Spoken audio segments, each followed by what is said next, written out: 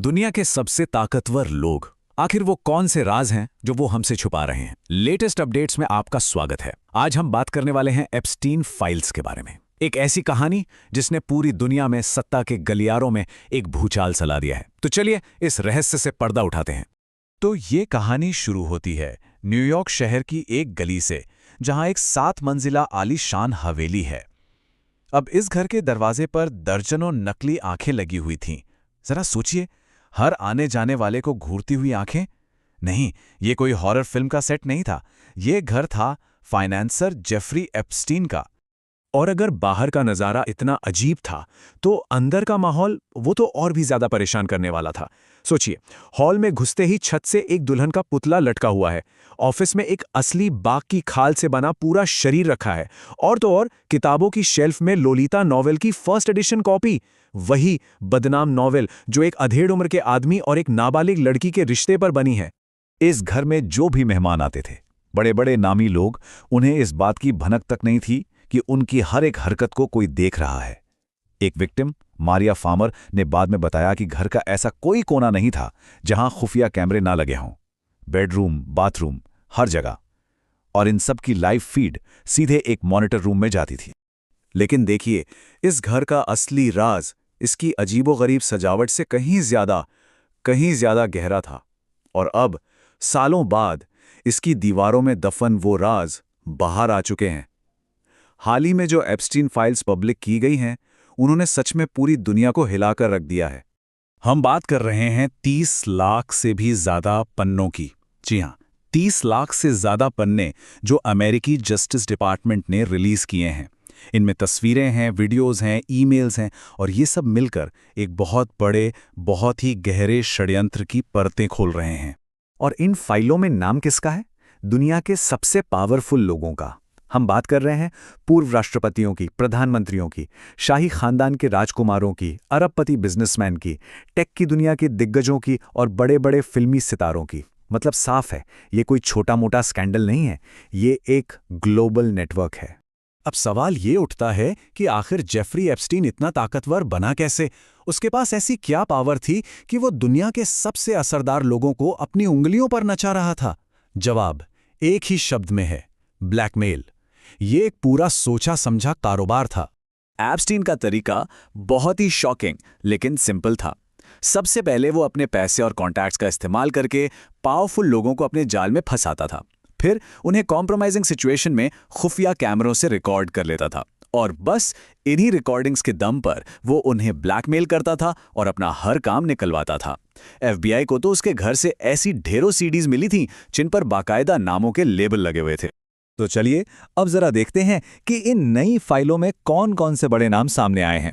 इसमें रॉयल्स भी हैं, टेक के बड़े नाम भी हैं और पॉलिटिक्स के दिग्गज भी। तो सबसे पहला नाम आता है ब्रिटिश रॉयल फैमिली के प्रिंस एंड्रयू का। वर्जीनिया गुफ्रे नाम की एक विक्टिम ने उन पर आरोप लगाया कि जब वो सिर्फ 17 साल की थीं, तब प्रिंस ने 3 बार उनका यौन शोषण किया। बाद में ये मामला कोर्ट के बाहर 12 मिलियन पाउंड में सेटल हो गया और प्रिंस से उनके सारे शाही टाइटल छीन लिए गए। लिस्ट में अगला बड़ा नाम है बिल गेट्स का। अब फाइलों के हिसाब से 2008 में जब एप्स्टीन को सजा हो गई थी, उसके बाद भी बिल गेट्स उनसे कई बार मिले। दूसरी तरफ गेट्स की टीम कहती है कि उनके बीच कोई दोस्ती या बिजनेस वाला रिश्ता नहीं था। इतना ही नहीं, फाइलों में कुछ ऐसे ड्राफ्ट ईमेल भी मिले हैं जिनमें गेट्स के अफेयर के आरोप हैं, जिन्हें उनके रिप्रेजेंटेटिव ने पूरी तरह से बकवास कहा है। टेक की दुनिया से एक और बड़ा नाम सामने आया है: एलन मस्क। पता चला है कि 2012 में मस्क ने एप्स्टीन को ईमेल किया था और पूछा था कि उसके बदनाम आइलैंड पर सबसे वाइल्ड पार्टी कब होगी। एक और ईमेल में उन्होंने लिखा कि वो पार्टी सीन में जाके थोड़ा धमाल करना चाहते हैं। बात यहीं खत्म नहीं होती। 2014 में एप्स्टीन के कैलेंडर में मस्क के आइलैंड विजिट की एक एंट्री भी मिली है। और अब बात करते हैं पूर्व अमेरिकी राष्ट्रपति डोनाल्ड ट्रंप की। इन फाइलों में उनका नाम 1-2 बार नहीं, 4,500 से ज्यादा बार आया है। FBI को उनके खिलाफ यौन शोषण के कई टिप्स भी मिले थे। हालांकि व्हाइट हाउस ने हमेशा इन सभी आरोपों को झूठा और सिर्फ सनसनी फैलाने की कोशिश बताकर खारिज किया है। लेकिन अब इस बार जो फाइल सामने आई हैं, वो इस कहानी को एक बिल्कुल नए मोड़ पर ले आई हैं। एक ऐसा मोड़ जो सीधा भारत से जुड़ता है। जी हाँ, ये स्कैंडल का वो पहलू है जिसके बारे में अब तक दुनिया को ज्यादा कुछ पता नहीं था। डॉक्यूमेंट्स बताते हैं कि भारतीय उद्योगपति अनिल अंबानी ने 2017 से 2019 के बीच एप्स्टीन को कई मैसेज भेजे थे। इन मैसेजेस में उन्होंने व्हाइट हाउस के साथ डील करने के लिए गाइडेंस मांगा था। दरअसल वो एप्स्टीन के जरिए ट्रंप के टॉप एडवाइजर्स जैरेड कुशनर और स्टीव बैनन से मिलना चाहते थे। अब देखिए ये पूरा सिलसिला चला कैसे। 23 मई 2019 को अनिल अंबानी एप्स्टीन से उसके घर पे मिलते हैं।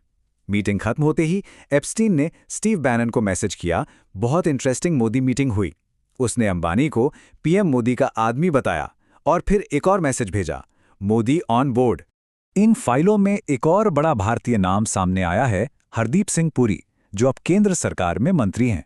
पता चला है कि मंत्री बनने से पहले 2015 से 2017 के बीच उनकी एप्स्टीन के घर पर कई मीटिंग्स हुई थी।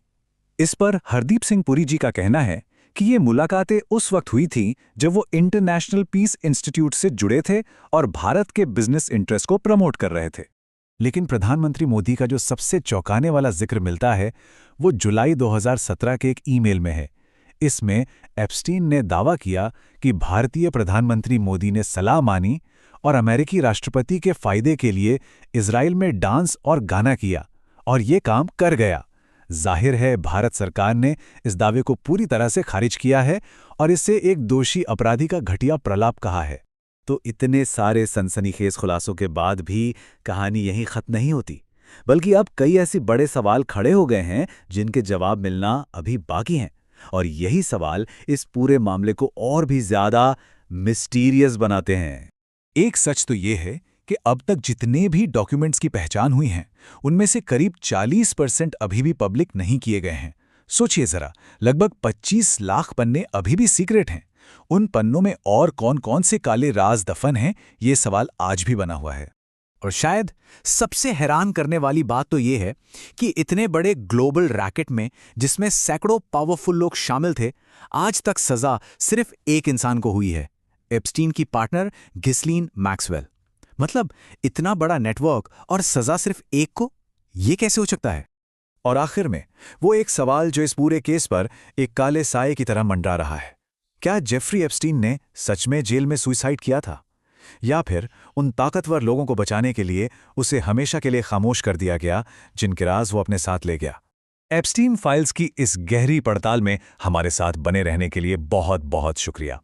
लेटेस्ट अपडेट्स पर हमारी कोशिश यही रहती है कि हम उन कहानियों की तह तक जाएं जो वाकई मायने रखती हैं। अगर आप भी सच की इस खोज में हमारे साथ रहना चाहते हैं तो इस चैनल को जरूर सब्सक्राइब करें और हमारा सपोर्ट करें। हम सब मिलकर उन राजों को सामने ला सकते हैं जिन्हें शायद कुछ लोग हमेशा के लिए छुपा देना चाहते हैं।